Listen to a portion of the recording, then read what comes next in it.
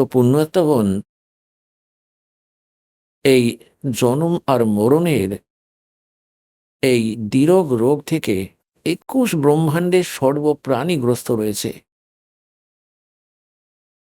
বা সে পুণ্যাত্মার ব্রহ্মাজির পোস্ট প্রাপ্ত রয়েছে, বা সে বিষ্ণুজির পদ প্রাপ্ত করেছে।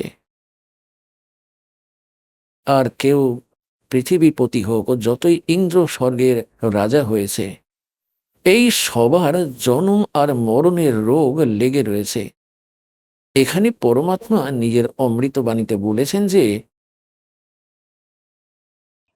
कि जन्म मरण का रोग लग गया या तृष्णा बढ़ रही खांसी। জন্ম মৃত্যু রোগ আমাদের লেগেই রয়েছে। অসংখ্য জন্ম হয়ে গেছে আমাদের জন্মাতে আর মরতে।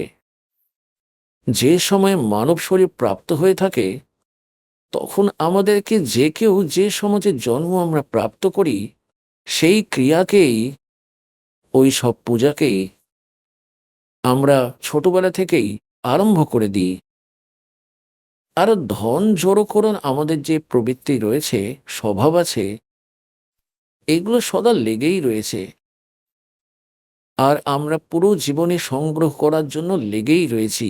সম্পত্তি, কোটি, কার, প্লট আর ব্যাংক ব্যালেন্স বেশি বেশি করে বানিয়ে দিই।